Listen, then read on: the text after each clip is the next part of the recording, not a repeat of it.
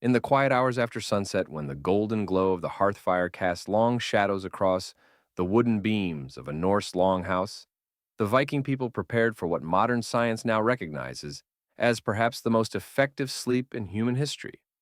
While we in the 21st century struggle with insomnia, sleep disorders, and the constant glow of electronic devices, the Norse inhabitants of Scandinavia during the Viking Age, 793 266 CE, experienced a relationship with sleep that was profoundly different and arguably superior to our own. The notion that people from a culture often characterized by raiding and warfare might have enjoyed exceptional sleep quality may seem counterintuitive, yet the evidence suggests that the environmental conditions, cultural practices, and lifestyle factors of Viking Age Scandinavia created a perfect storm of circumstances, conducive to restorative sleep from the natural rhythms of their days, to their sleeping environments, from their dietary habits to their philosophical approach to rest. The Norse people embodied sleep practices that modern sleep scientists now desperately recommend to their sleep deprived patients. Archaeological findings from sites across Scandinavia, Iceland, and the Norse settlements in the British Isles, combined with literary evidence from the Saras and Ears, reveal a culture whose sleep patterns were deeply attuned to natural cycles. Unlike our modern obsession with 8 consecutive hours of sleep, a relatively recent historical development, the Vikings embraced sleep patterns that worked in harmony with their environment, their bodies, and their cultural needs. This article explores the multifaceted reasons why Viking sleep practices may have been the most effective in human history. We will examine how their biphasic sleep patterns aligned with natural human rhythms, how their physical environments promoted better sleep, and how their cultural attitudes toward rest created healthier sleep hygiene than many subsequent civilizations achieved by understanding the sleep practices of the Norse people. We gain not only historical insight, but potentially valuable lessons for improving our own troubled relationship with sleep in the modern world. As we journey through the sleeping habits of the Viking Age, we will meet characters like Thorvald the shipbuilder, whose winter sleep routine in his coastal Norwegian homestead reveals much about Norse sleep environments, and Astrid the healer, whose knowledge of sleep-inducing herbs was passed down through generations through these historically grounded examples. We can glimpse the lived experience of sleep during this fascinating period of human history. The evidence suggests a provocative conclusion. Despite their reputation as fierce warriors and explorers, the people of the Viking Age may have been among the most well-rested humans in history, a quality that perhaps contributed to their remarkable achievements in navigation craftsmanship and cultural expansion, as we shall see. When it comes to sleep, we modern humans have much to learn from our Norse ancestors. The modern world's obsession with consolidated 8-hour sleep is a historical anomaly, a product of industrialization, artificial lighting, and rigid work schedules, rather than human biology.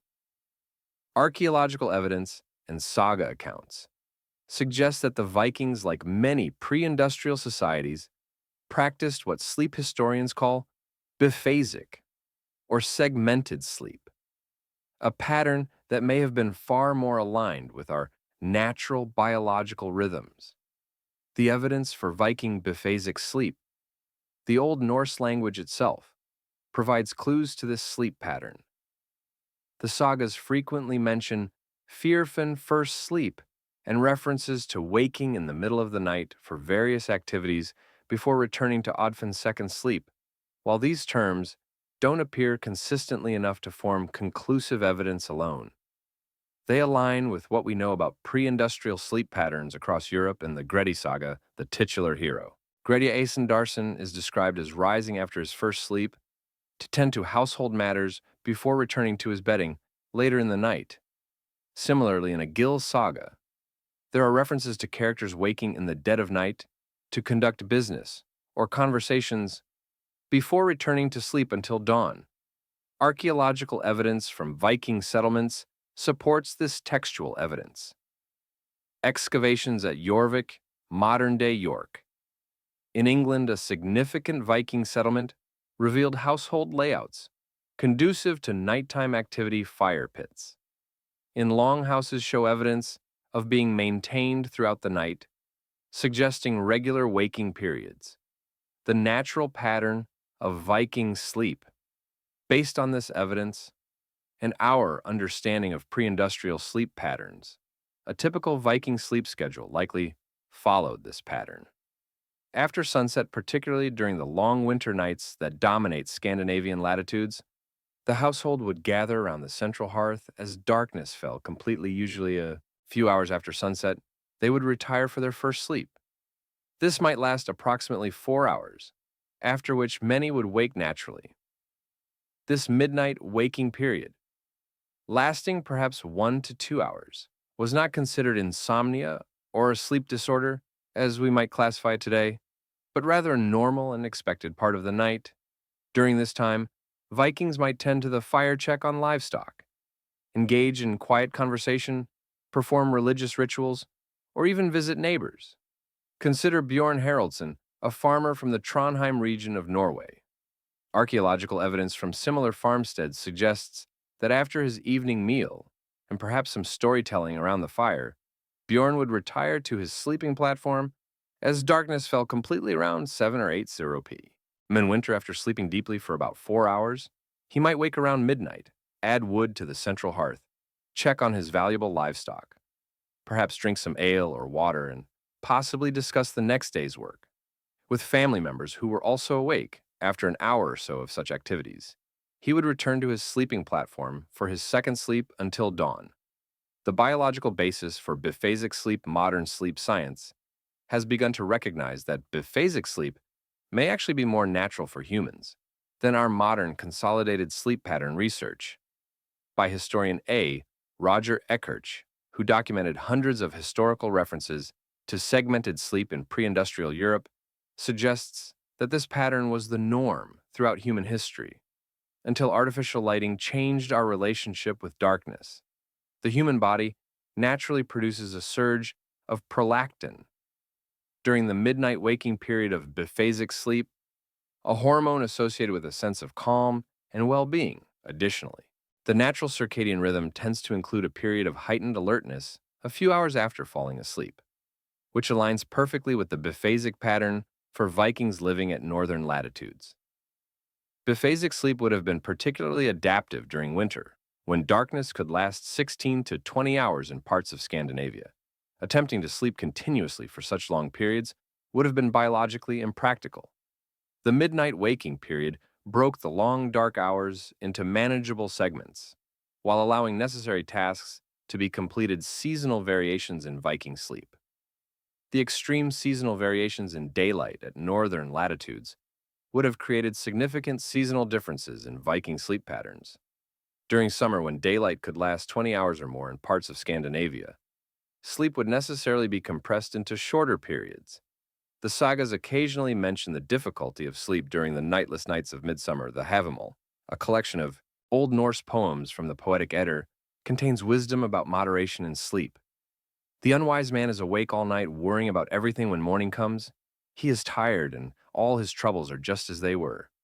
This suggests an awareness that sleep needed to be properly managed, according to seasonal changes and personal needs.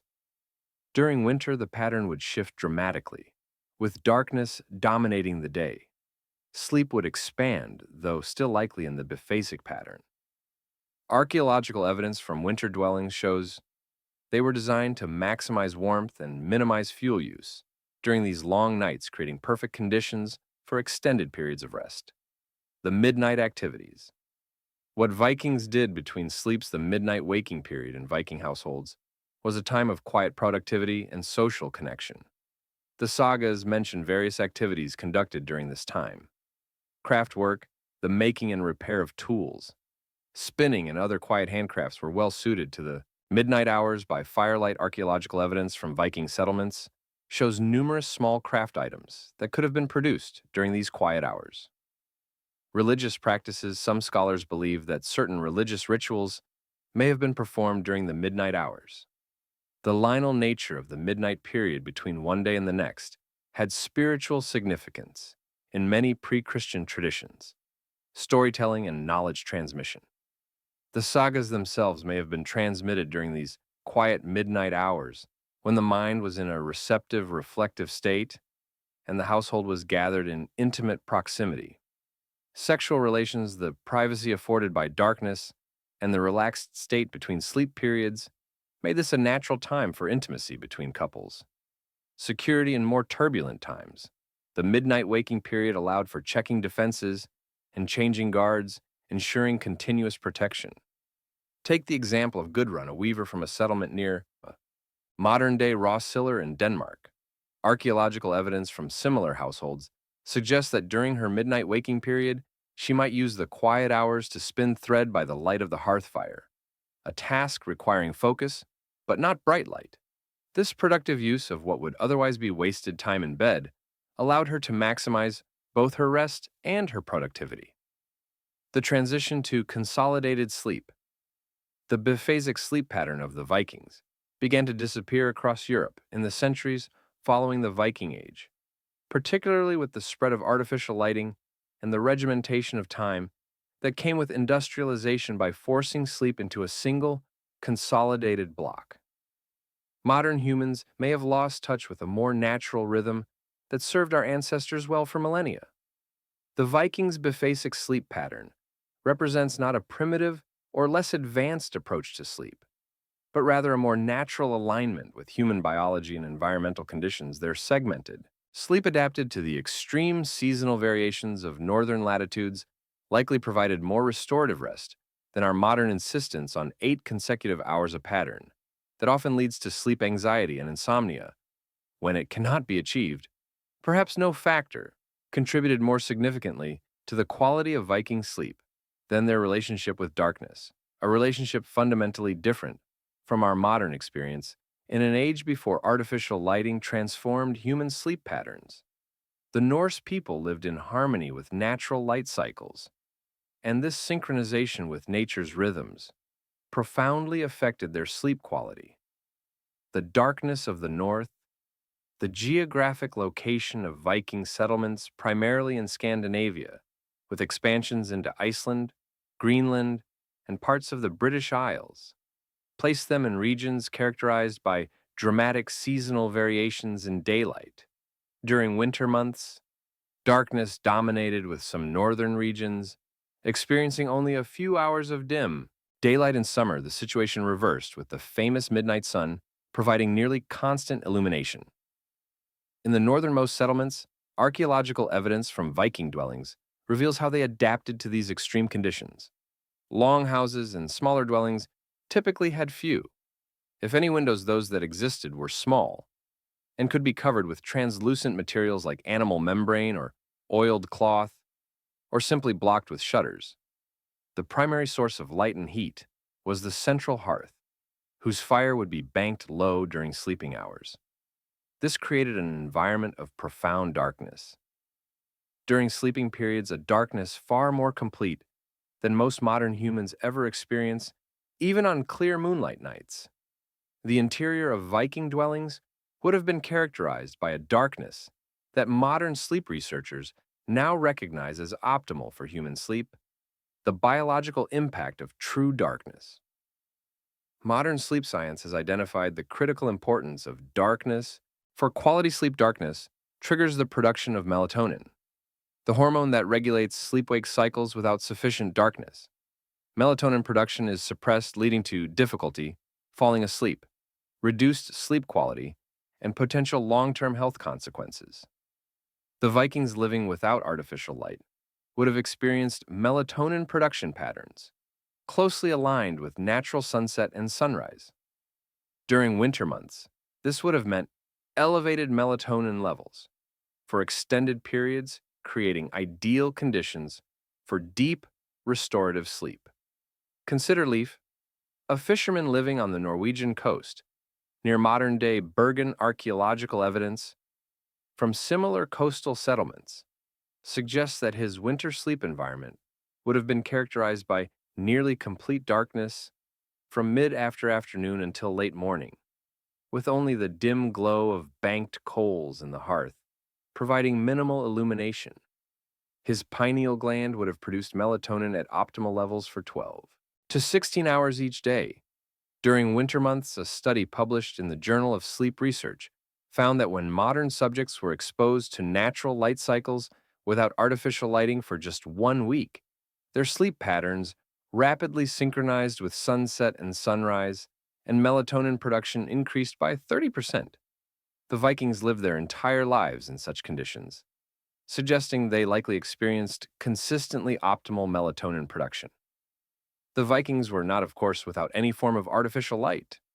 They used fires, oil lamps, and candles made from tallow or beeswax. However, these light sources differed fundamentally from modern lighting in ways that preserved sleep quality. First, these light sources produced primarily yellow-red spectrum light, rather than the blue spectrum light that most severely suppresses melatonin production. Modern research has shown that exposure to blue light common in LEDs and screens in the evening can delay melatonin production by up to 3 hours. The warm spectrum light of Viking fires and candles would have had minimal impact on their circadian rhythms. Second, these light sources were relatively dim archaeological experiments with reconstructed Viking oil lamps and candles suggest they produced between 5 to 20 lumens of light, compared to a modern LED bulb's 800 to 500 lumens. This low light level would have been insufficient to significantly suppress melatonin production. Third, artificial light was used sparingly due to the effort and resources required to produce it. Candles and oil for lamps were relatively expensive in terms of labor and materials. The sagas occasionally mention the careful use of lighting resources, suggesting that artificial light was used judiciously rather than wastefully. The Havel contains wisdom that could be interpreted as addressing the importance of darkness for sleep. The wise guest has his ways when he comes to the feast. Silent attention and thought. This could suggest the value placed on quiet, darkened environments for restoration. The extreme seasonal variations in daylight at northern latitudes presented unique challenges for sleep regulation. During the winter months, the abundance of darkness made obtaining sufficient sleep relatively straightforward. However, the summer months with their extended daylight required cultural adaptations. Archaeological evidence from Viking settlements shows the use of thick curtains or hangings that could be used to create artificial darkness during summer sleeping periods. These were typically made of heavy wool, which would have been effective at blocking the midnight sun in Iceland. Some dwellings show evidence of sleeping areas built into the thickest parts of the turf walls, creating naturally darkened sleeping spaces.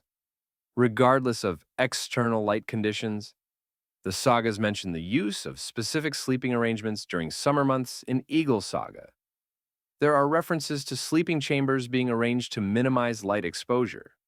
This suggests a cultural awareness of the importance of darkness for sleep quality. Even during periods when natural darkness was scarce, the Vikings' relationship with natural light cycles extended beyond the simple day-night dichotomy. Evidence suggests they were acutely aware of lunar cycles and their potential impact on sleep. The Old Norse calendar was primarily lunar, and several surviving artifacts show detailed tracking of lunar phases. Full moon nights, which provide significantly more illumination than moonless nights, are occasionally mentioned in the sagas in connection with difficulty sleeping or increased activity. Snorri. Sturls in the Prose Edda references the moon's influence on natural cycles, suggesting an awareness of its potential impact on human rhythms. As well, modern research has confirmed that lunar cycles can indeed influence human sleep, with studies showing that people take longer to fall asleep and experience reduced deep sleep during full moon phases, even when they cannot see the moon.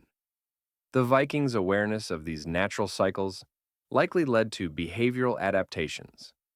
Archaeological evidence from several settlements suggests that certain activities were planned according to lunar phases, potentially including adjustments to sleep timing and duration. And the sleep-friendly relationship with darkness that characterized the Viking Age began to change in the centuries that followed. The increased use of candles, the development of better oil lamps, and eventually gas lighting and electric light progressively eroded the natural darkness that had supported human sleep for millennia. By the Industrial Revolution, artificial light had dramatically altered human sleep patterns across much of Europe.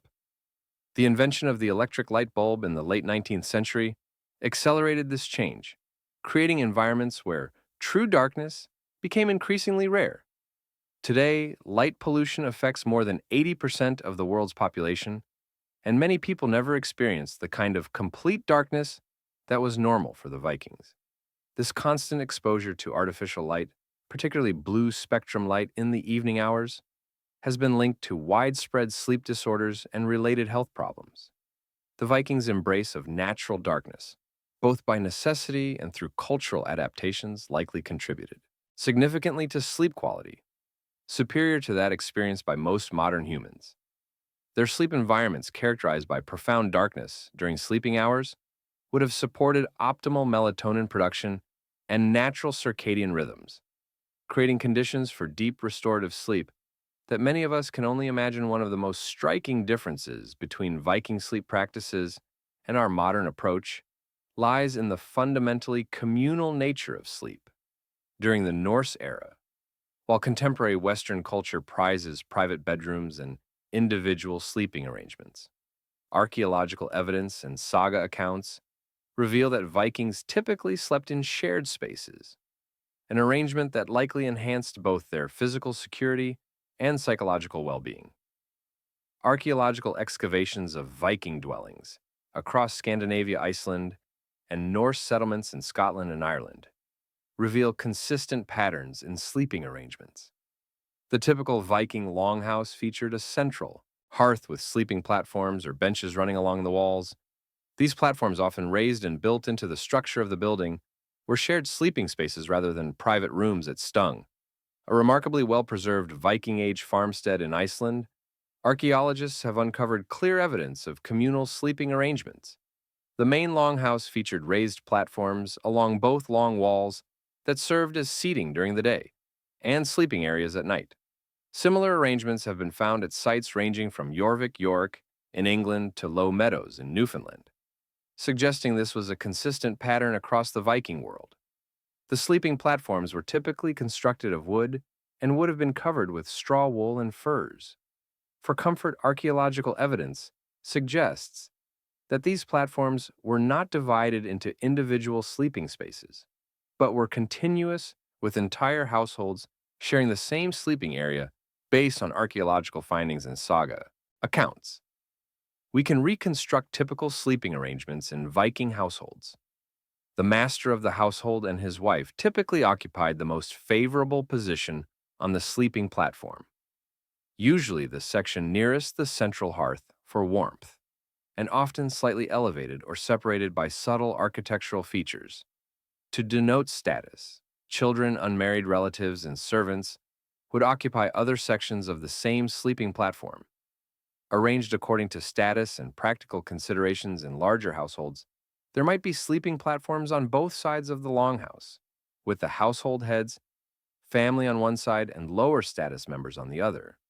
Consider the household of Gunnar Hammond Darson, a wealthy farmer from southern Iceland, whose homestead has been partially excavated. Archaeological evidence suggests his longhouse measured approximately 20 meters by 5 meter with sleeping platforms.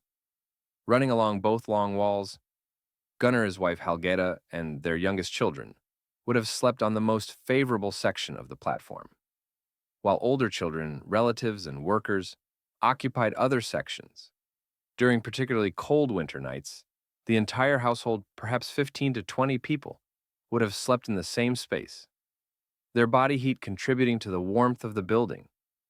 This communal sleeping arrangement provided significant security benefits in an age when physical safety could not be taken for granted.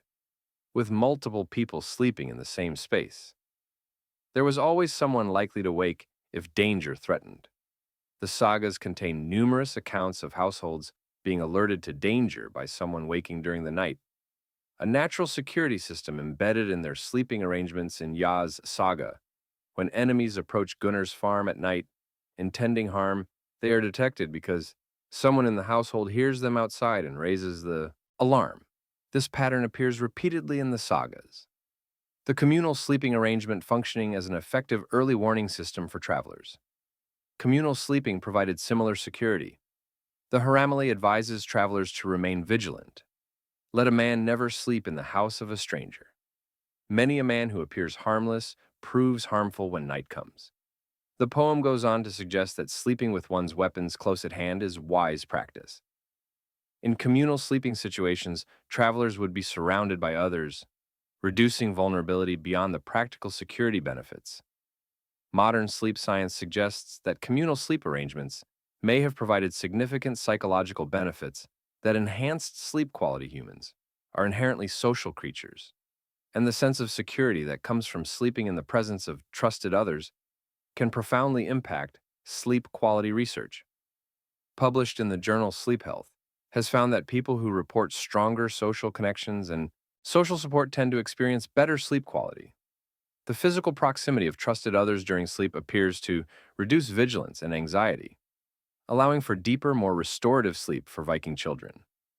Sleeping alongside family members would have provided a sense of security that modern sleep researchers recognize as crucial for healthy sleep development. Studies of traditional cultures that practice co-sleeping have found that children in these arrangements often experience fewer sleep disturbances and develop healthy sleep associations. The saga literature occasionally references the comfort derived from communal sleeping. In Greta's saga, the protagonist, who spends much time in isolation due to his outlaw status, specifically mentions missing the security of sleeping among household members. This suggests a cultural recognition of the psychological benefits of communal sleep. The communal nature of Viking sleeping arrangements raises obvious questions about privacy, particularly for intimate relations between couples. Archaeological and literary evidence suggests several adaptations that address these concerns. Some excavated Viking dwellings show evidence of curtains or dividers that could be used to create semi-private areas within the communal sleeping space at the Coppergate excavations in York. Archaeologists discovered remnants of textile dividers that appear to have been used to section off portions of sleeping platforms. The sagas occasionally mention closed beds or bed closets, box-like structures that could provide privacy within the larger communal space. These appear to have been primarily used by the head of the household and his wife, representing both a status symbol and a practical solution to privacy needs. Additionally, the biphasic sleep pattern discussed earlier created natural opportunities for intimacy during the midnight waking period, when some household members might be engaged in activities away from the sleeping area while Viking sleep was fundamentally communal. Archaeological evidence reveals subtle status distinctions within sleeping arrangements.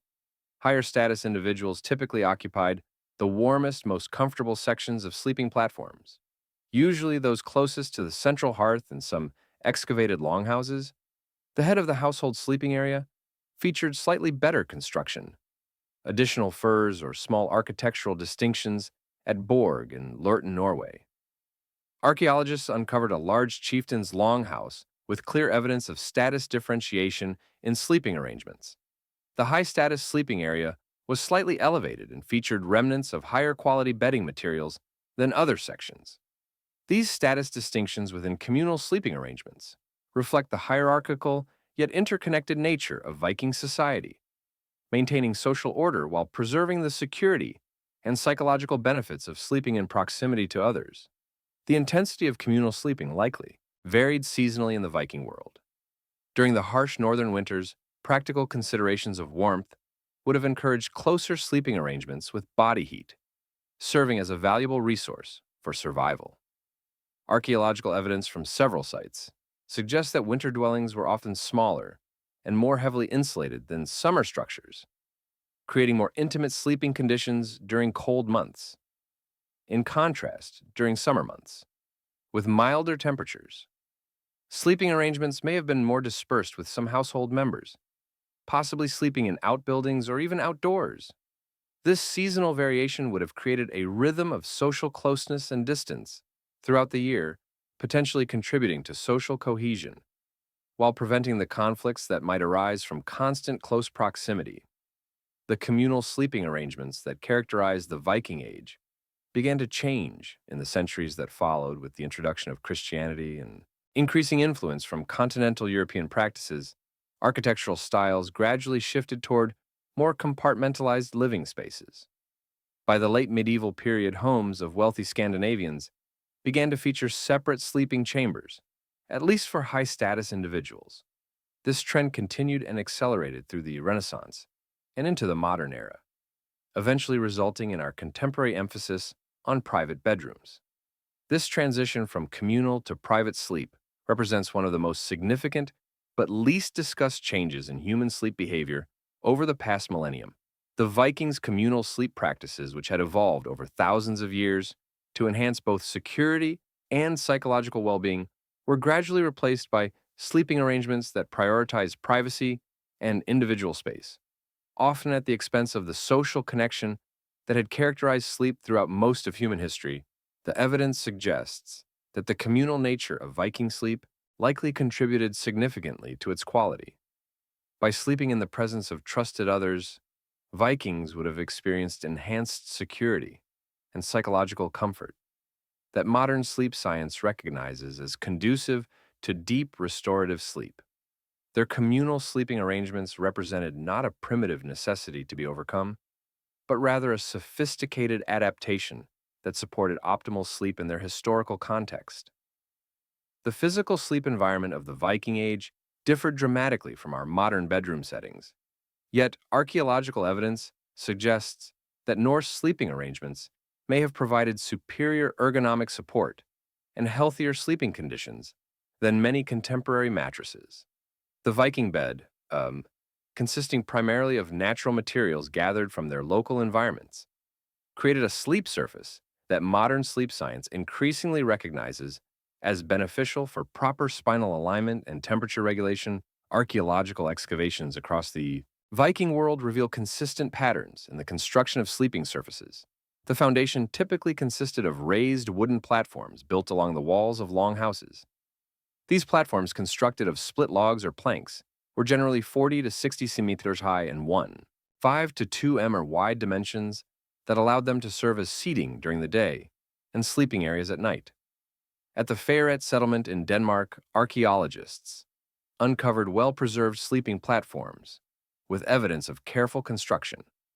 The wooden base was slightly angled toward the wall, creating a subtle incline that would have positioned sleepers' heads slightly higher than their feet, a configuration that modern sleep research suggests can improve circulation and reduce acid reflux during sleep. Similar platforms have been found at Viking settlements from Dublin to the Faroe Islands, suggesting this was a standard architectural feature.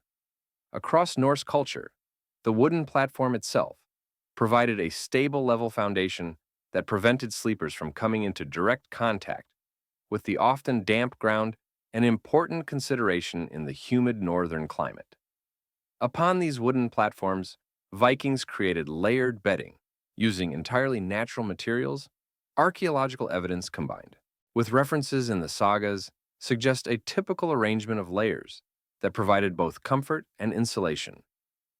The base layer typically consisted of locally harvested straw or hay at several archaeological sites, including settlements in Iceland and Greenland. Preserved remnants of these straw mattresses have been recovered. Analysis of these remains reveals that the straw was typically changed seasonally and was often selected for softness, with certain types of grass apparently preferred straw, while seemingly primitive compared to modern mattresses, offers several advantages as a sleeping surface. It provides natural spring and flexibility, conforming somewhat to the body while still offering support. Modern ergonomic research suggests that moderately firm responsive surfaces like this may be optimal for spinal alignment. During sleep, additionally, straw allows air circulation, preventing the heat buildup that can occur with solid mattresses.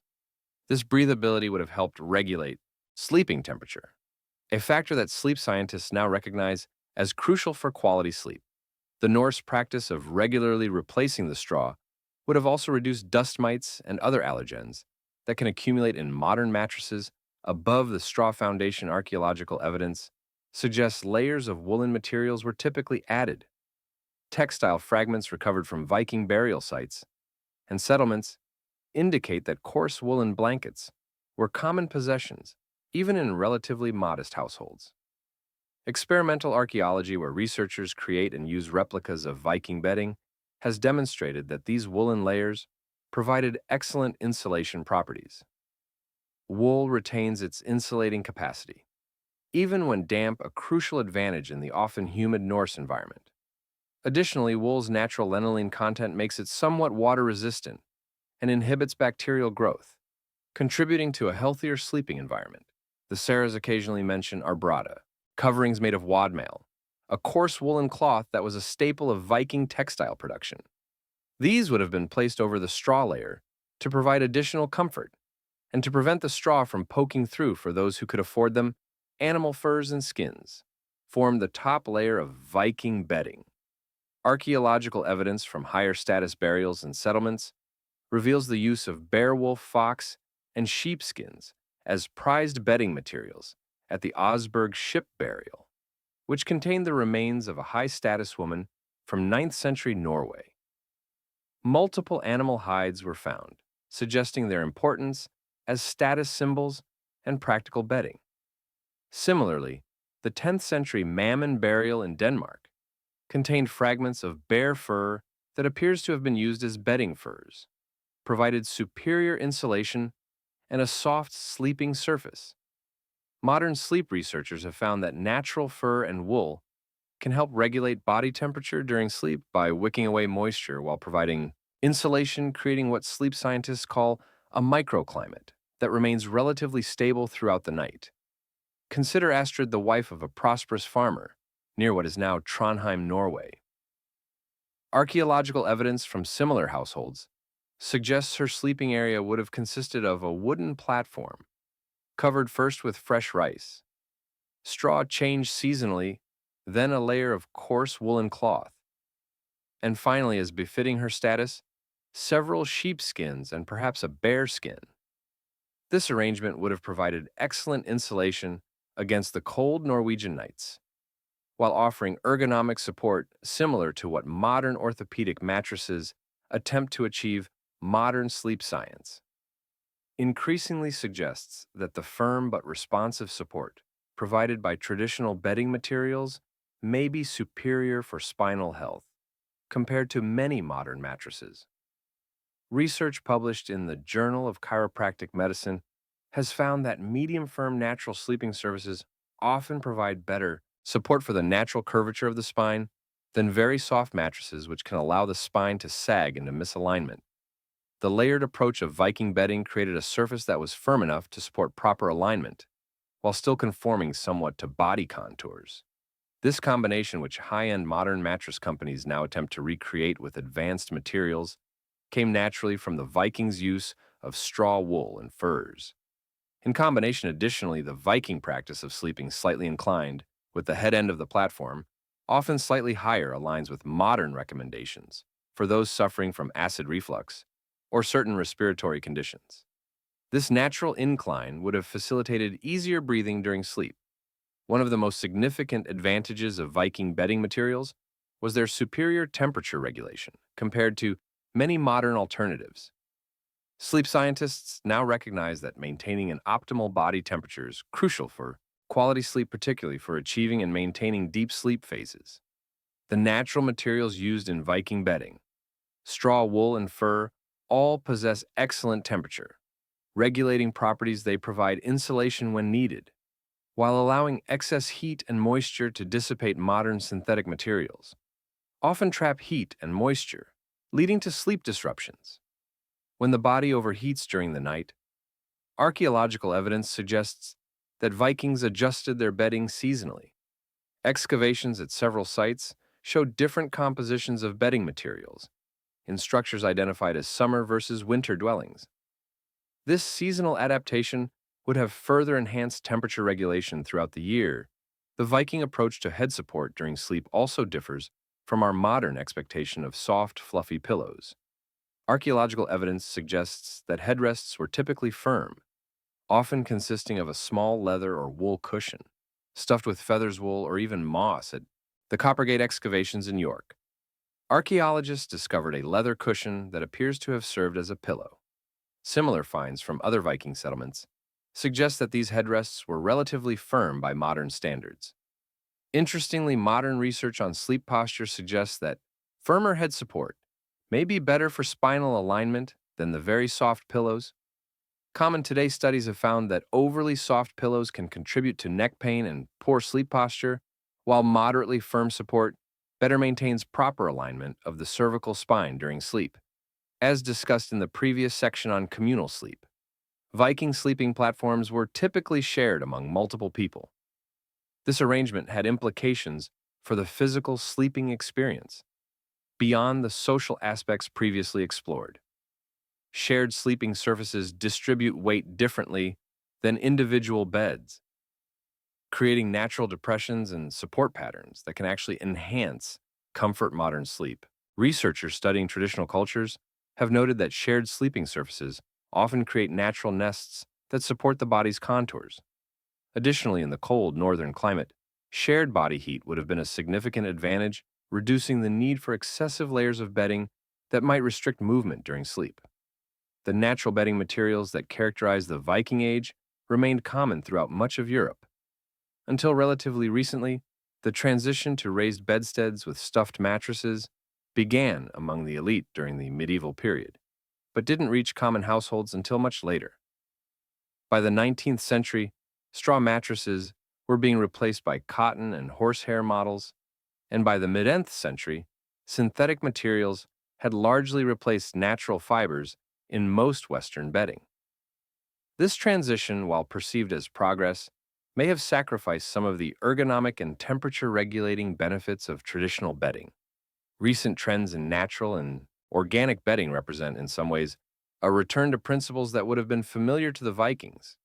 The increasing popularity of wool mattress toppers, natural latex, and even straw fill mattresses now marketed as high-end orthopedic options suggests a rediscovery of the benefits that Viking sleepers took for granted the Viking bed. With its combination of firm support, natural temperature regulation, and regularly refreshed materials, likely provided an excellent foundation for quality sleep while lacking the plushness we associate with luxury bedding.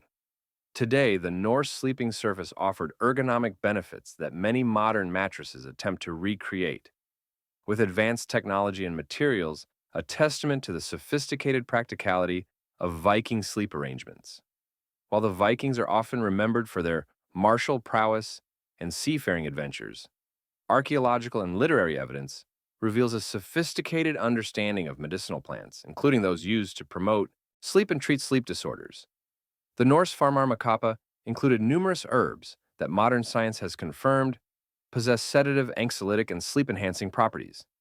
These natural sleep aids, combined with the environmental factors previously discussed, likely contributed significantly to the quality of Viking sleep.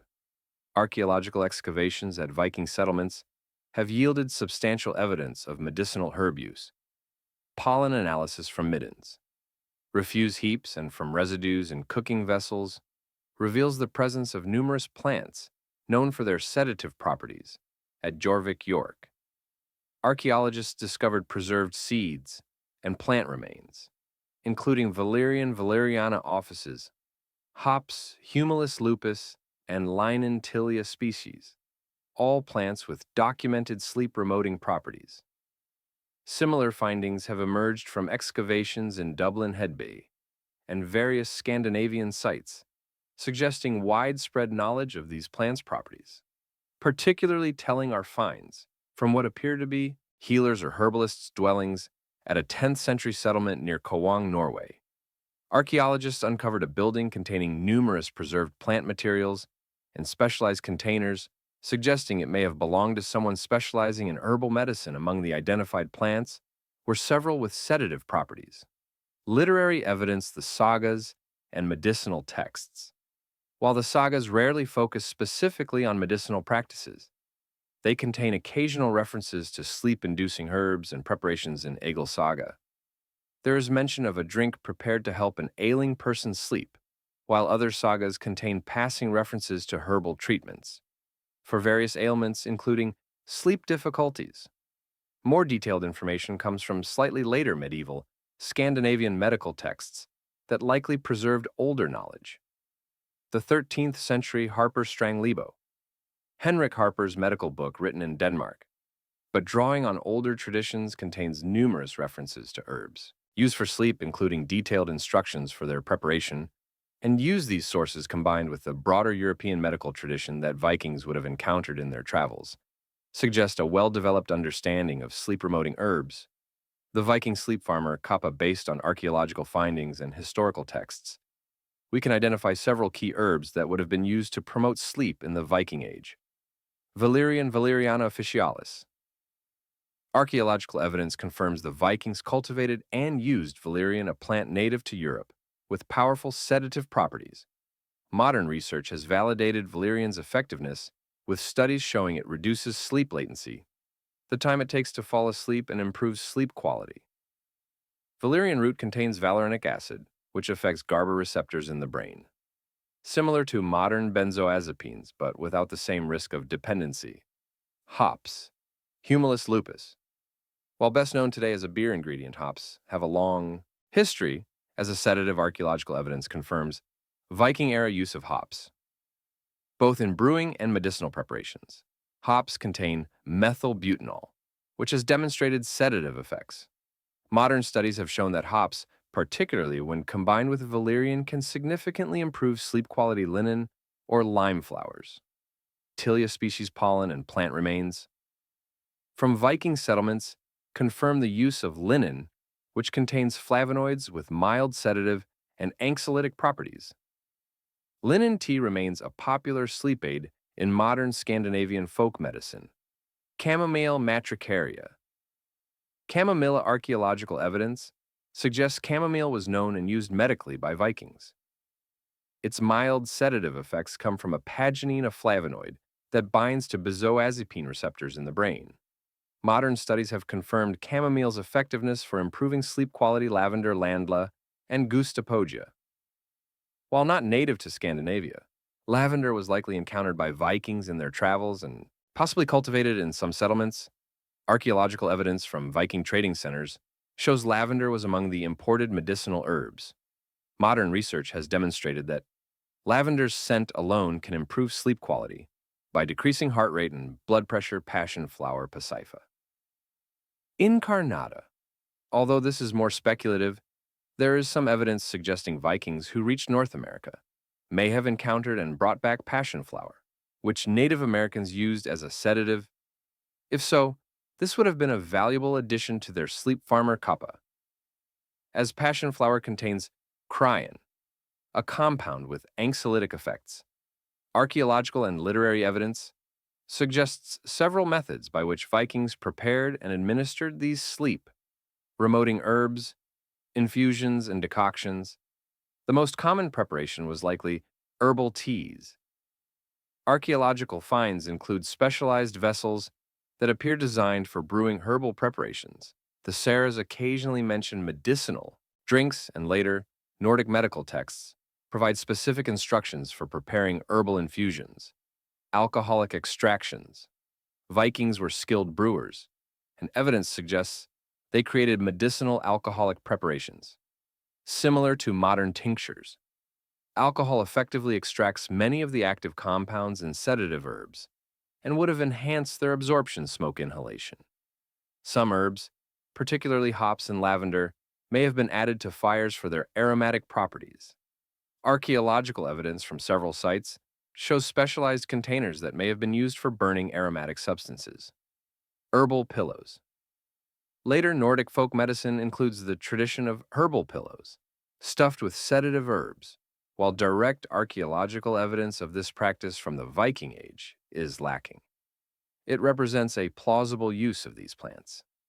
The use of medicinal herbs in Viking culture likely had both practical and ritualistic dimensions. These sagas suggest that healing was often associated with magical or spiritual practices, and the administration of herbal remedies probably incorporated elements of ritual. Archaeological evidence from several sites shows what appear to be ritualistic arrangements of herbs in specialized containers, in context, suggesting medicinal use.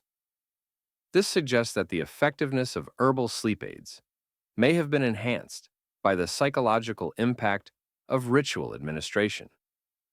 what modern medicine would recognize as a placebo effect, supplementing the herb's pharmacological properties.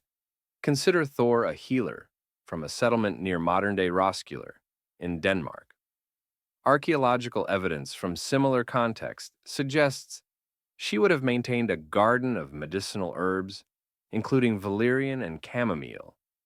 For a person suffering from sleep difficulties, she might prepare a strong decoction of valerian roots, enhanced with hops and sweetened with honey. This would be administered in the evening, perhaps accompanied by specific incantations or rituals that enhanced its perceived effectiveness. The combination of the herbs, genuine pharmacological properties, and the psychological impact of their ritual administration would likely have produced significant improvements in sleep quality. Seasonal variations in herbal sleep aids.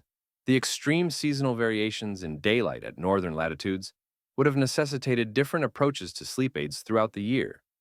Archaeological and literary evidence suggests awareness of this need during the long winter nights when obtaining sufficient sleep was less problematic. Milder herbs like chamomile and linen might have been preferred during summer with its extended daylight. Stronger sedatives like valerian and hops would have been more valuable for inducing sleep despite the ambient light. Some archaeological evidence suggests seasonal harvesting patterns for different medicinal herbs, with some collected and dried in larger quantities at specific times of year, suggesting awareness of their optimal potency cycles.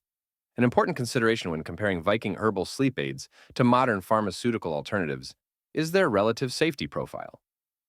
Modern sleeping medications, while effective, often carry risks of dependency tolerance and side effects. The herbal remedies used by Vikings generally have much milder side effect profiles and lower risks of dependency. Modern research has confirmed that herbs like valerian, hops, and chamomile can improve sleep quality without the risks associated with many prescription sleep aids. While less potent than modern pharmaceuticals, their gentler action may actually have been advantageous for regular use, allowing Vikings to enhance sleep quality without developing tolerance or dependency.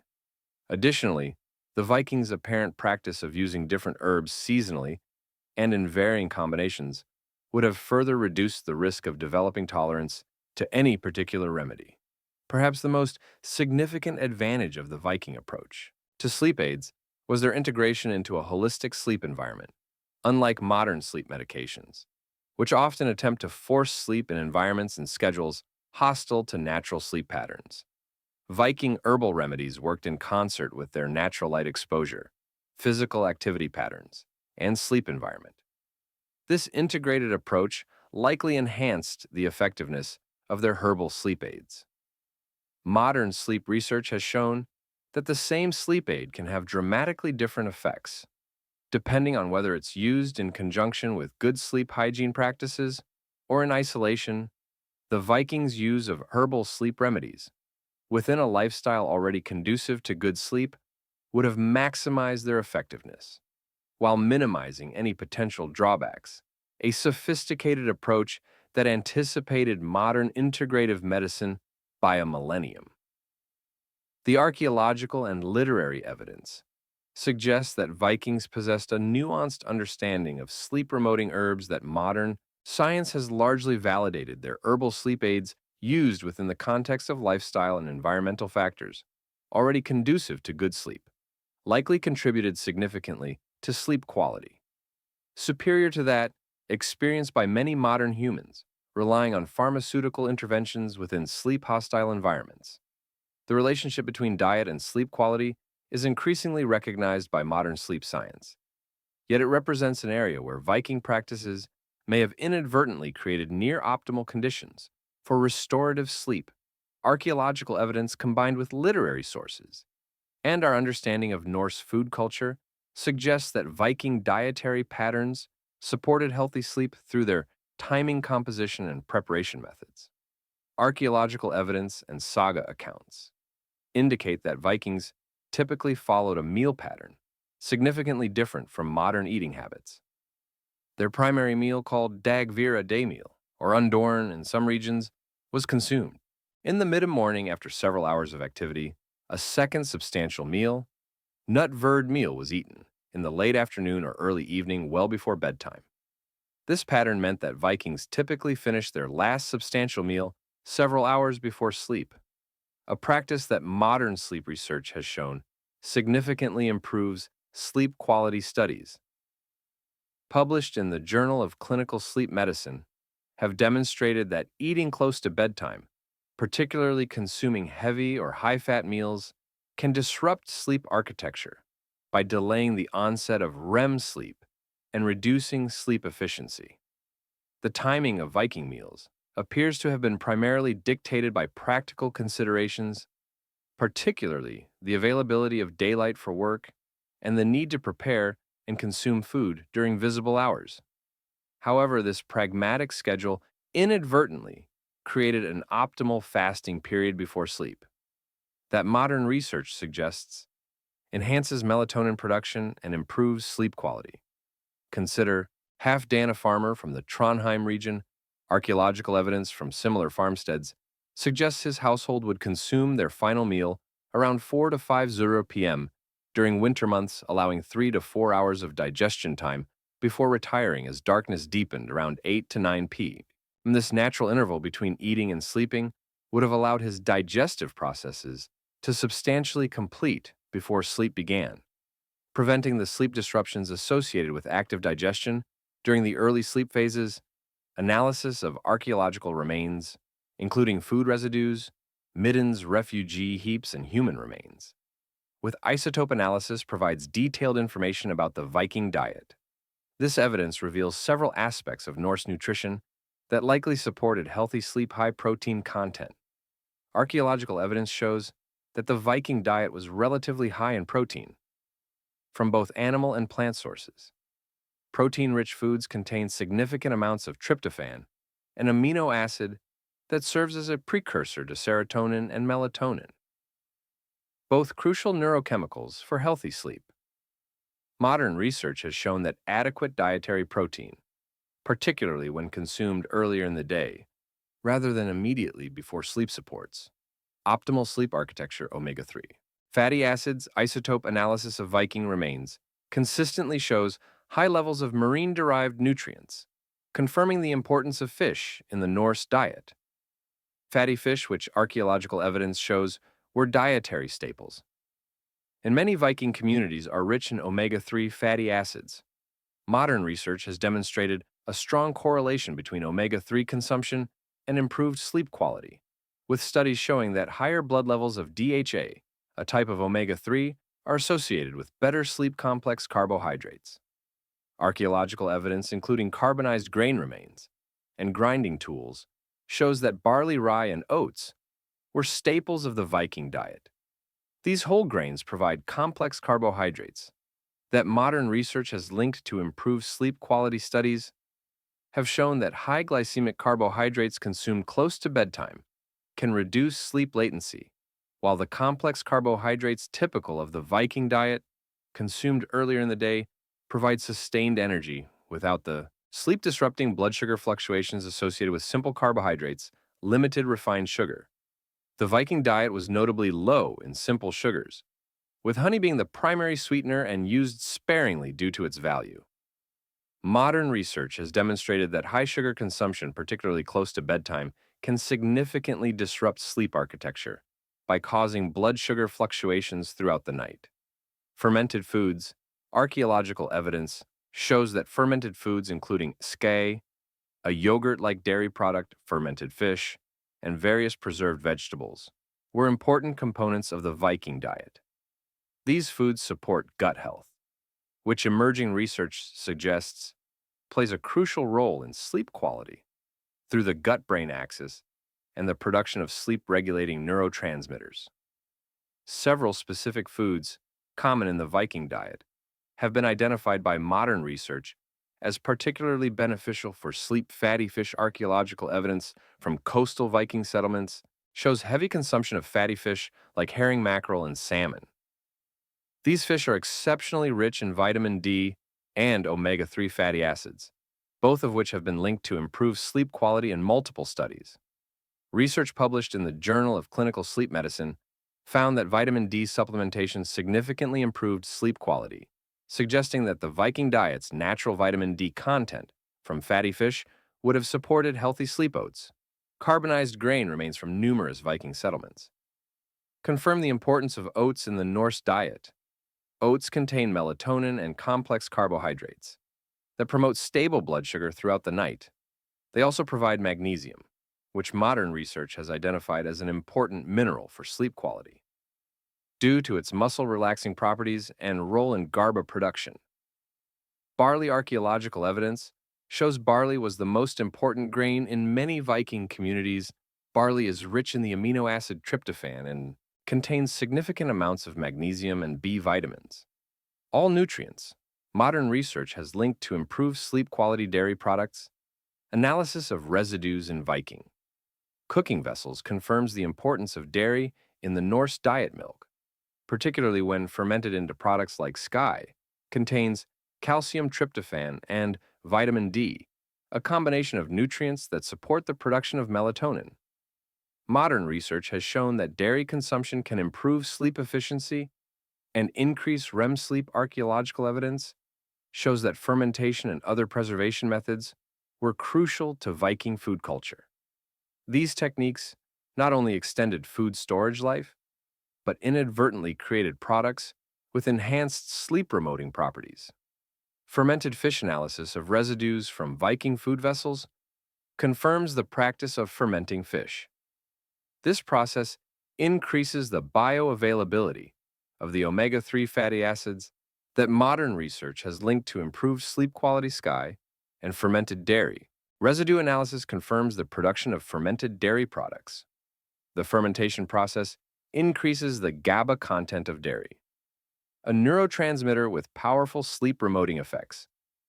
Modern research has shown that GABAric fermented foods can reduce sleep latency and improve sleep quality. Sourdough bread archaeological evidence, including preserved starters and bread remains, confirms that Vikings typically fermented their grain products through sourdough processes. This fermentation reduces the phytic acid content of grains, increasing the bioavailability of sleep, remoting minerals like magnesium and zinc. The Viking diet showed significant seasonal variations that likely impacted sleep patterns throughout the year.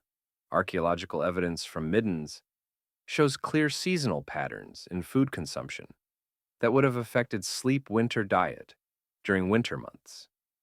Preserved foods dominated the Viking diet.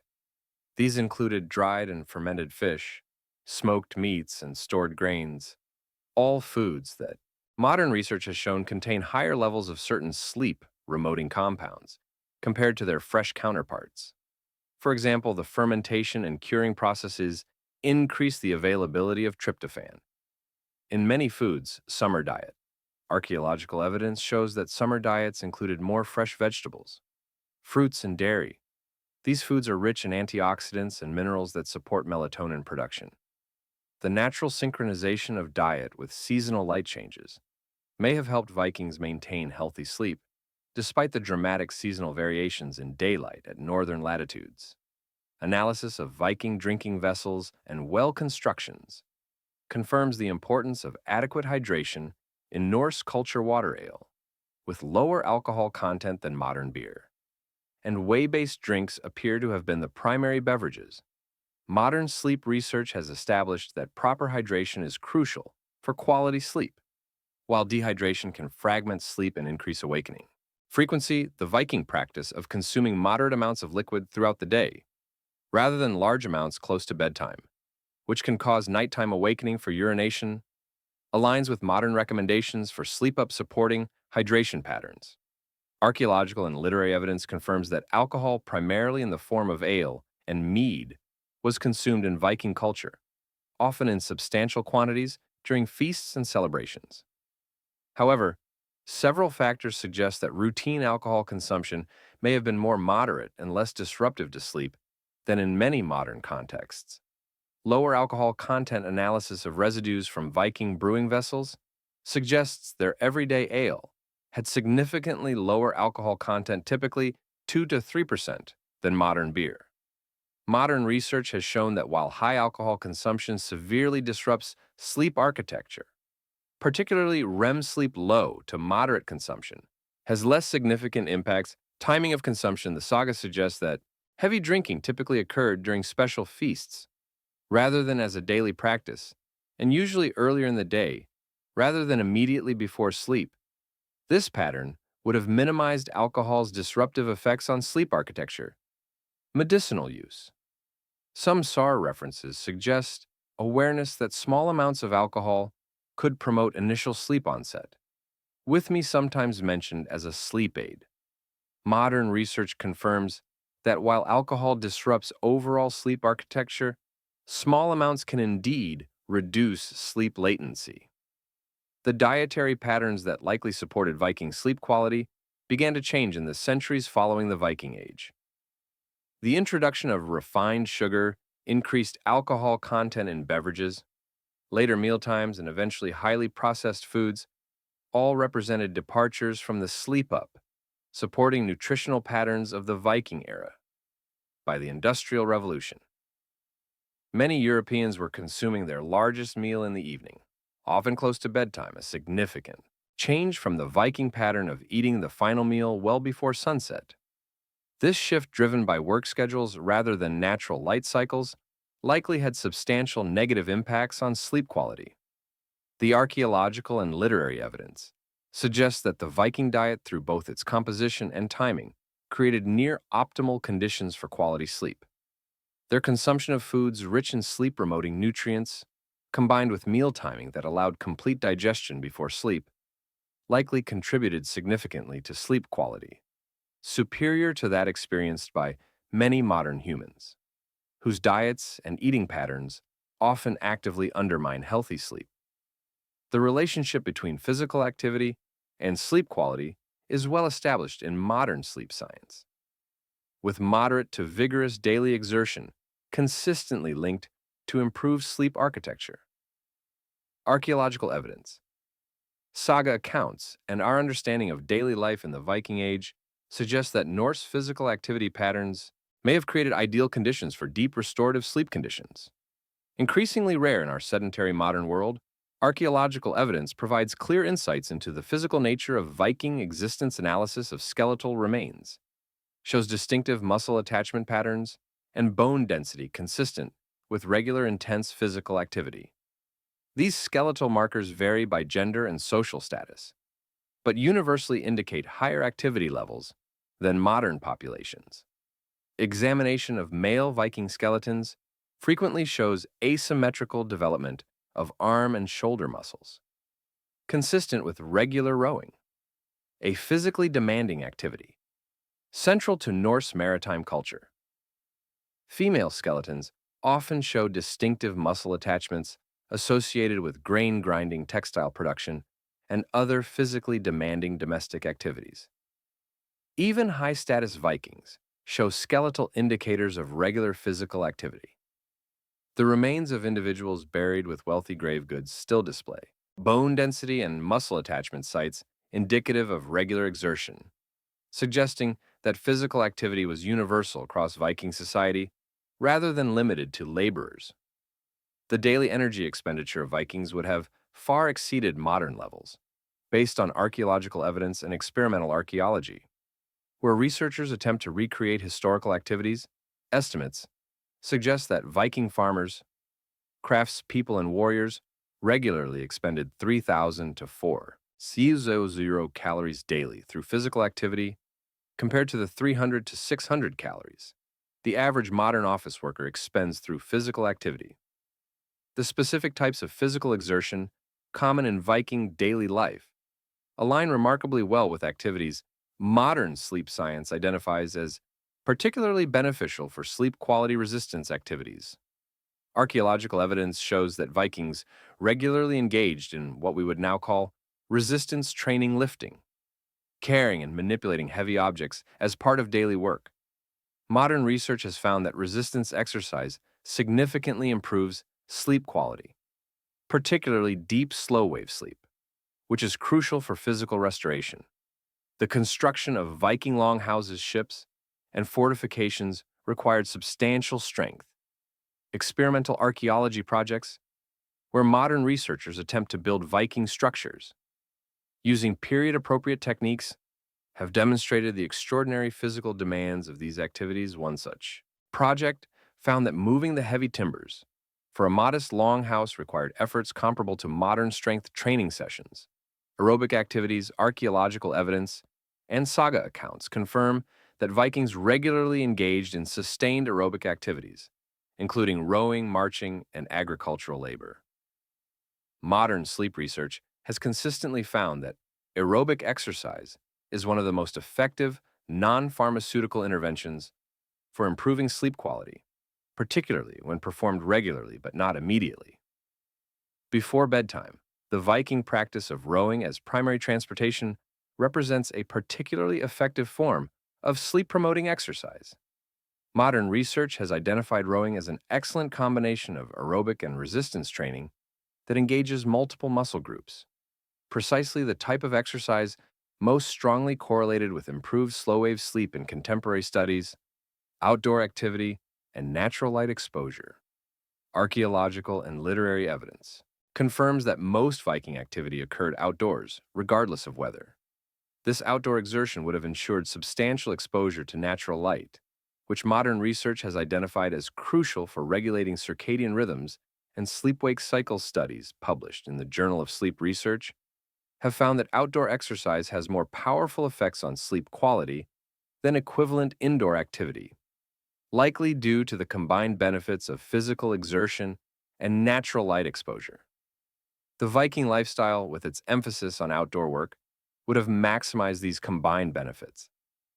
Archaeological evidence and saga accounts suggest that Viking physical activity patterns aligned naturally with circadian rhythms in ways that would have optimized sleep quality morning and daytime exertion.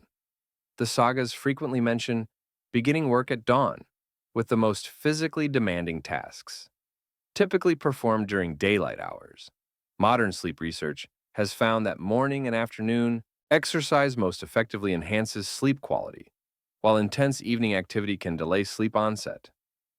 Seasonal adaptation archaeological evidence suggests that work patterns shifted seasonally with more intense physical activity during the extended daylight of summer and reduced, though still substantial, exertion. During winter months, this natural seasonal variation would have helped maintain consistent sleep quality, despite dramatic seasonal changes in daylight hours. At northern latitudes, gradual evening reduction. The saga literature suggests that evening activities typically involved less physically demanding tasks, such as storytelling, handicrafts, and meal preparation. This natural tapering of physical exertion in the hours before sleep aligns perfectly with modern recommendations for optimizing sleep. Onset. Consider Gunnar a shipbuilder from coastal Norway. Archaeological evidence from similar context suggests his typical day would involve intense physical labor from dawn until late afternoon rowing to obtain materials, lifting and shaping heavy timbers, and operating manual tools. As evening approached, his activities would naturally transition to less demanding tasks, like fine carving or planning the next day's work.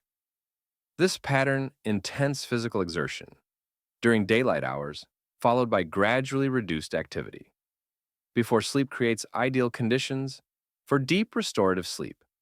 According to modern research, while the Vikings engaged in substantial daily physical activity, archaeological and literary evidence suggests they also recognized the importance of rest and recovery, creating a balanced approach to exertion that would have supported optimal sleep seasonal rest periods.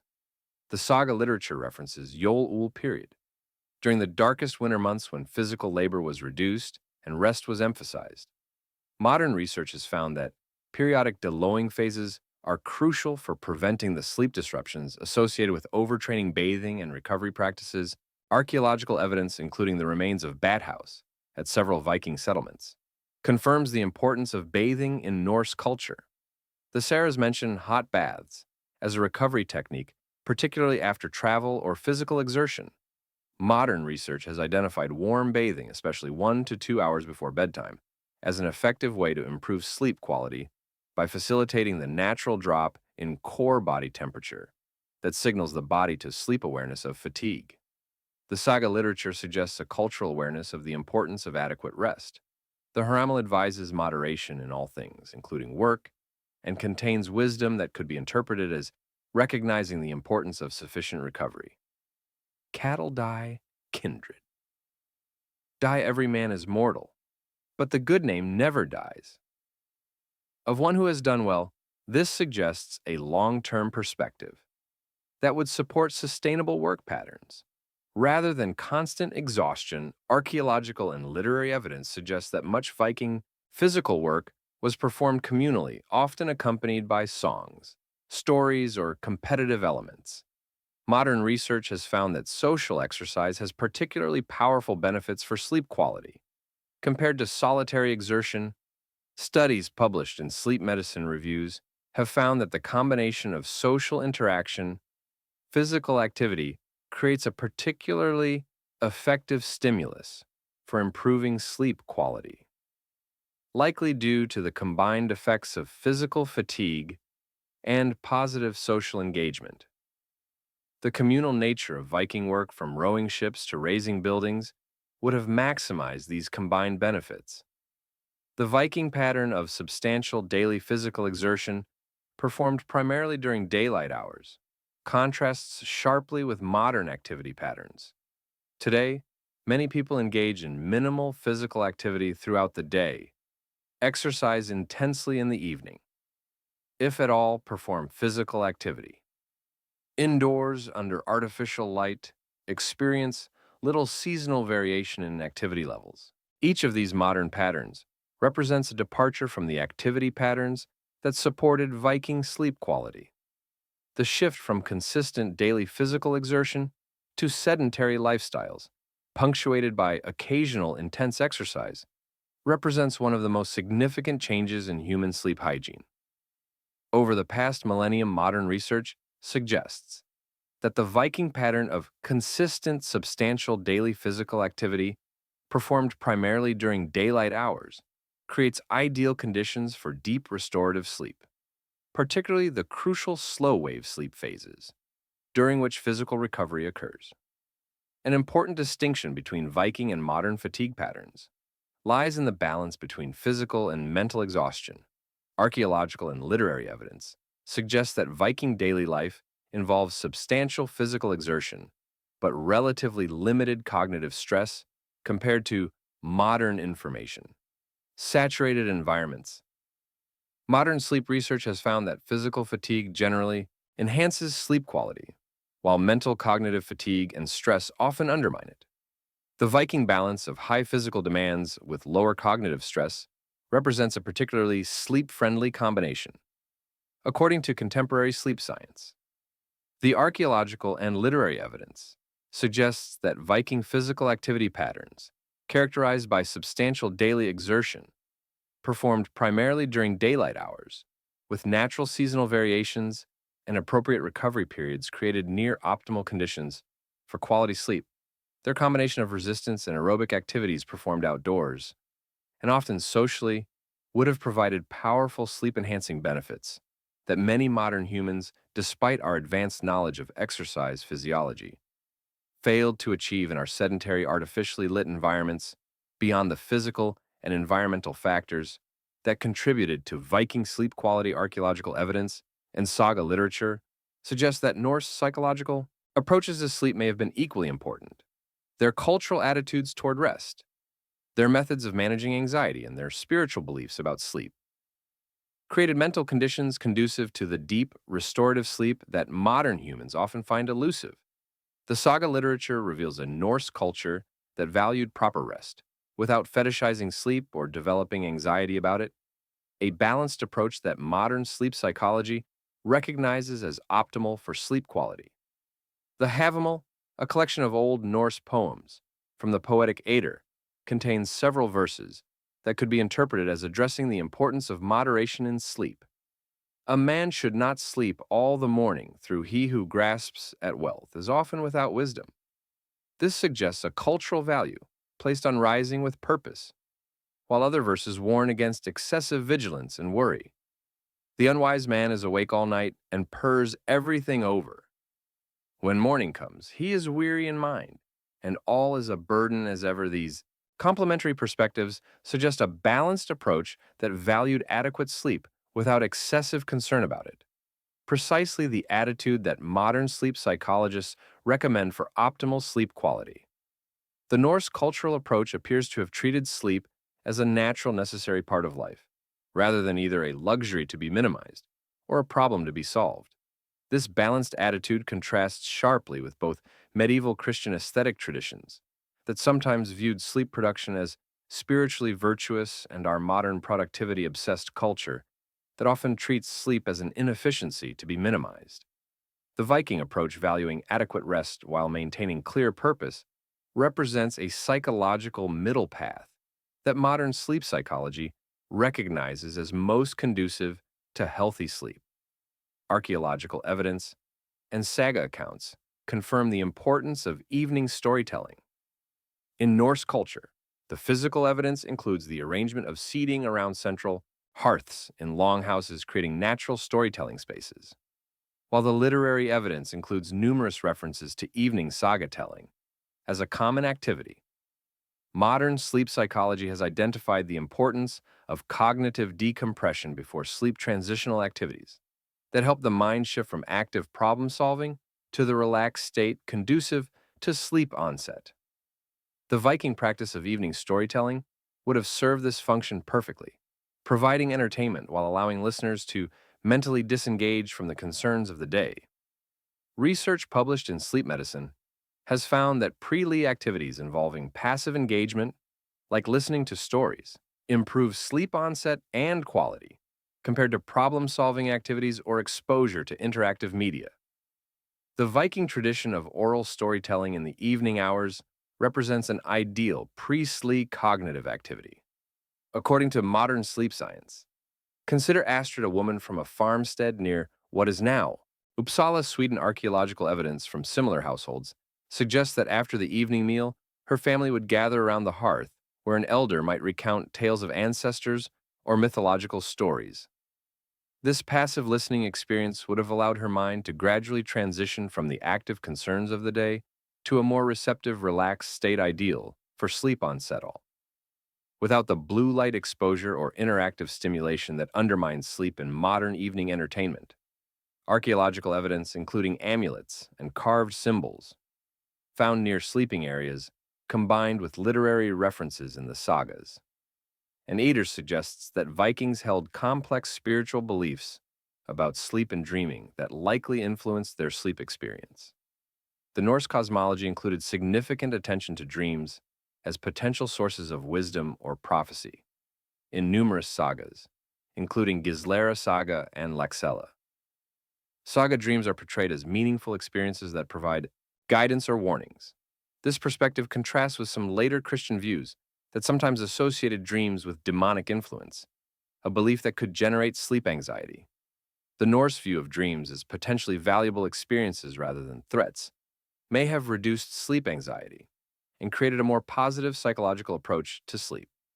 Modern sleep psychology has found that positive attitudes toward dreaming are associated with better sleep quality, while fear of dreams can contribute to insomnia and sleep avoidance.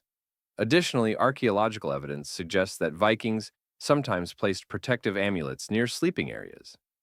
These physical manifestations of spiritual protection likely provided psychological comfort that facilitated sleep onset. Modern sleep research has confirmed that perceived safety is a crucial psychological prerequisite for quality sleep, activating parasympathetic nervous system responses that facilitate sleep onset and maintenance. The Sara literature suggests that Norse culture developed specific psychological approaches to uncertainty and worry, approaches that would have supported healthy sleep in a world full of genuine dangers and unpredictability. The concept of weird or fate appears repeatedly in Norse literature, suggesting a worldview that acknowledged the limits of personal control over outcomes. While Vikings certainly took practical actions to manage risks, the literary evidence suggests they complemented this with a philosophical acceptance of uncertainty that modern psychology would recognize as beneficial for sleep research. in sleep psychology has consistently found that acceptance-based approaches to uncertainty reduce pre-sleep anxiety and rumination more effectively than problem-solving approaches when applied to uncertainties that cannot be immediately resolved. The Viking cultural emphasis on acknowledging the role of fate alongside personal action represents a sophisticated psychological balance that would have supported healthy sleep even in challenging circumstances. The Havamale contains wisdom that could be interpreted as advocating this balanced approach. The coward believes he will live forever if he holds back in the battle, but in old age he shall have no peace, though spears have spared his limbs. This suggests a cultural recognition that excessive worry about future outcomes is ultimately counterproductive, a perspective that aligns with modern psychological approaches to managing pre-sleep anxiety.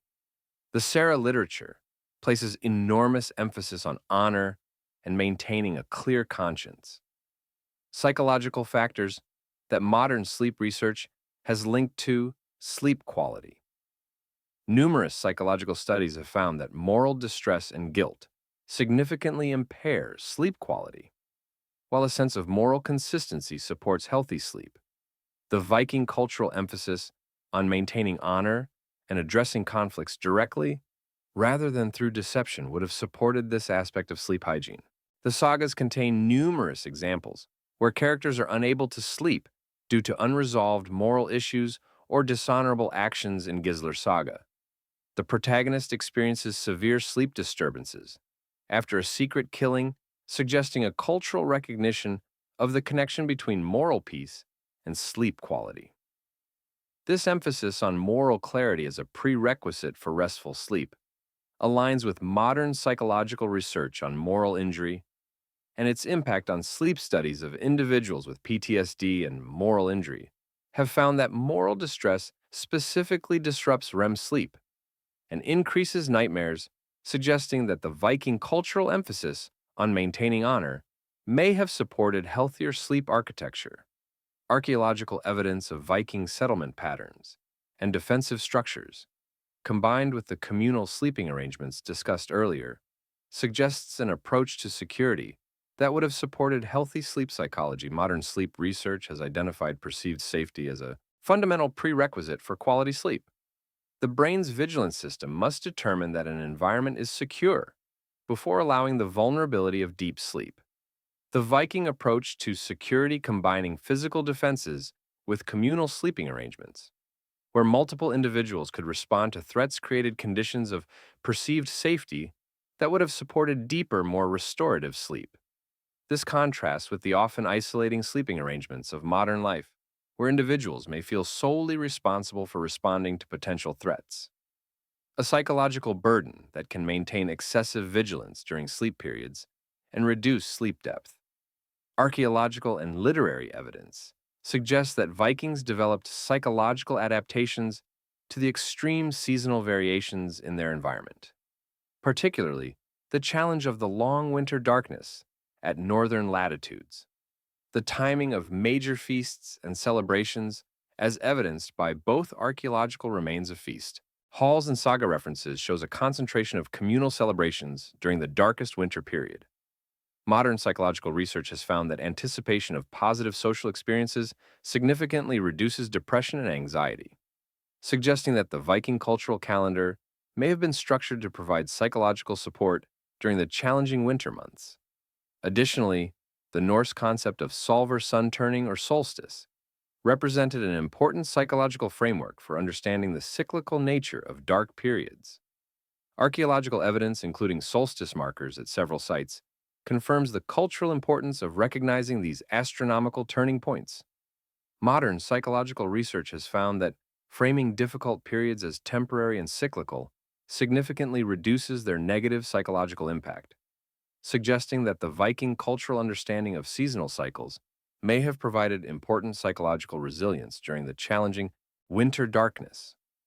The psychological approaches to sleep that characterized the Viking Age began to change with Christianization and subsequent cultural developments. The introduction of concepts like acedia, spiritual sloth, and religious practices involving intentional sleep disruption, such as the monastic practice of nocturnal prayers, represented significant departures from the more balanced Norse approach to sleep. By the late medieval period, new anxieties about sleep had emerged in European culture, including fears of spiritual dangers during sleep and increased moral scrutiny of dreams.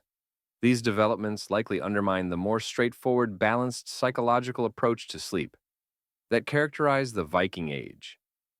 The archaeological and literary evidence suggests that Viking psychological approaches to sleep, characterized by balanced attitudes toward rest-effective pre-cognitive decompression.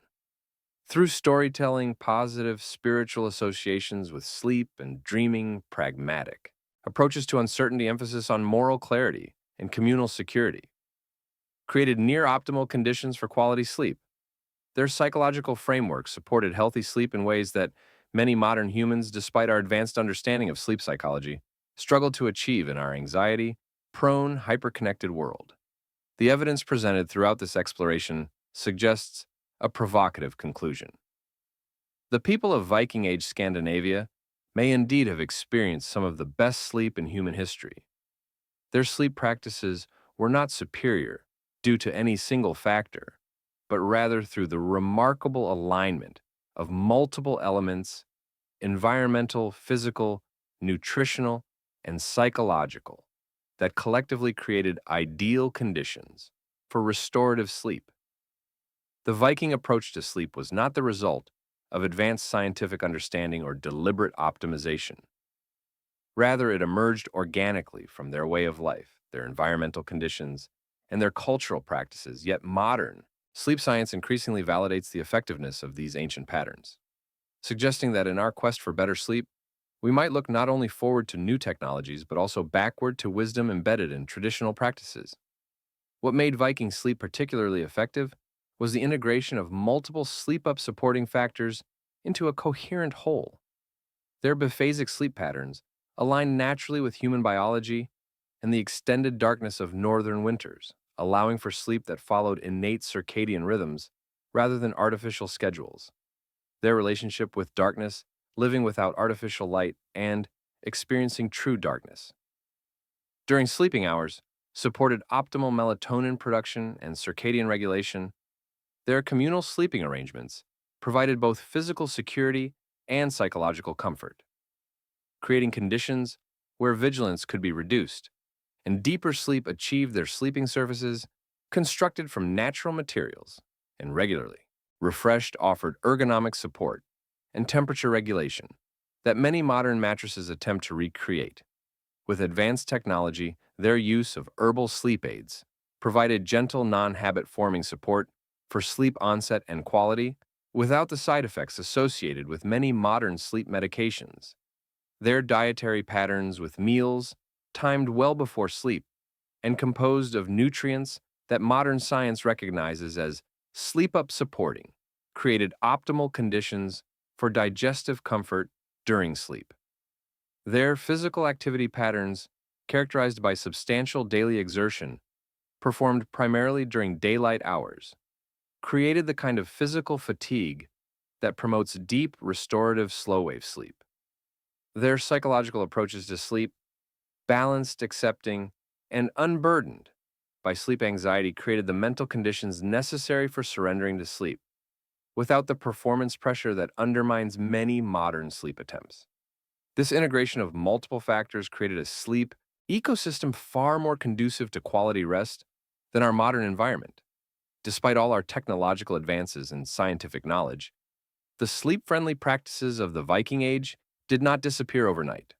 Rather, they eroded gradually through a series of historical developments that each chipped away at different aspects of their effective sleep ecosystem.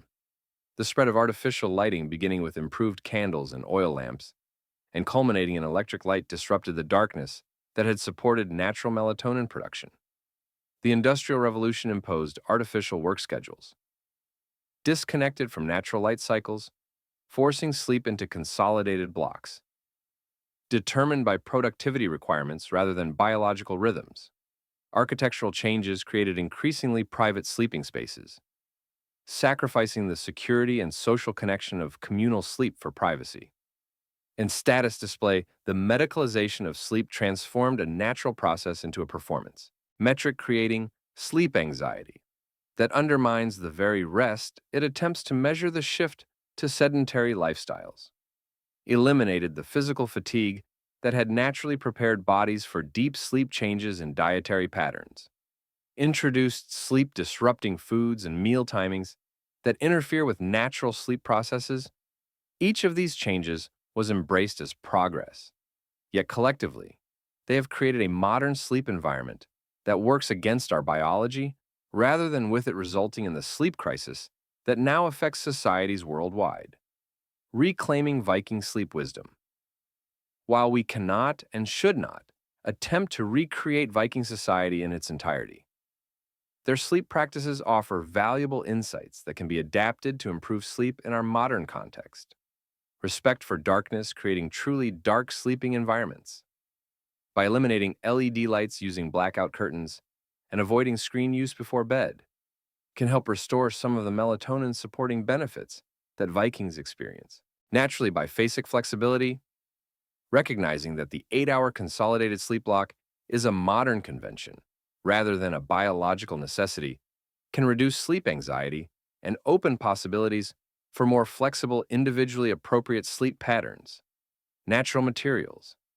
Choosing bedding made from wool, cotton, and other natural fibers can help recreate some of the temperature regulating benefits of traditional Viking bedding. Nutritional timing. Adopting earlier meal times and allowing several hours of digestion before sleep can recreate one of the most beneficial aspects of Viking sleep hygiene. Consistent physical activity, incorporating regular physical exertion throughout the day, particularly outdoors in natural light, can help create the kind of physical fatigue that promotes deep sleep. Herbal support. Exploring traditional sleep. Supporting herbs like Valiant hops and chamomile can provide gentle sleep support without the side effects of many pharmaceutical interventions. Evening decompression. Replacing interactive electronic media with passive activities like storytelling or listening in the hours before bed can help recreate the cognitive transition that Viking evening activities naturally provided. Psychological balance. Cultivating a balanced attitude towards sleep. Valuing it without anxiously monitoring it can help recreate the psychological conditions that supported Viking sleep quality. These adaptations cannot fully recreate the integrated sleep ecosystem of the Viking Age, but they can help incorporate elements of their effective practices into our modern lives. Perhaps the most important lesson from Viking sleep practices is what might be called the Viking sleep paradox. Those who worried least about optimizing their sleep may have achieved the best sleep in history. Their sleep quality emerged not from deliberate optimization, but as a natural consequence of a lifestyle aligned with human biology and environmental conditions.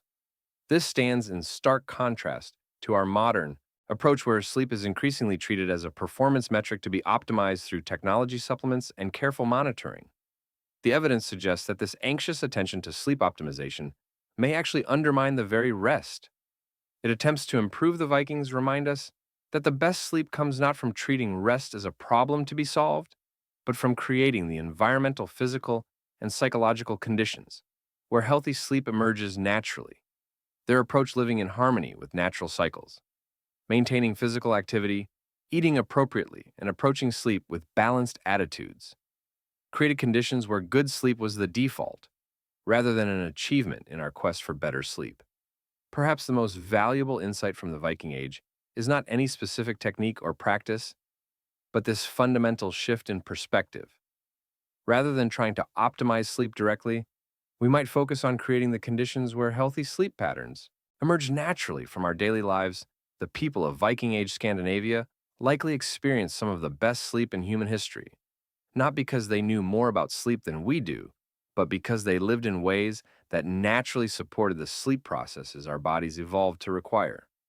By understanding their practices and the principles behind them, we can work to reclaim some of that lost sleep wisdom and apply it within our modern context, not by becoming Vikings, but by recognizing the timeless human needs their lifestyle inadvertently satisfied. As we navigate our modern sleep challenges, the Norse people of 1,000 years ago offer us not just historical curiosity, but practical wisdom. The best sleep comes not from conquering rest through force of will and technology, but from creating the conditions where healthy sleep naturally flourishes in this. As in their legendary journeys, the Vikings have charted a path we would be wise to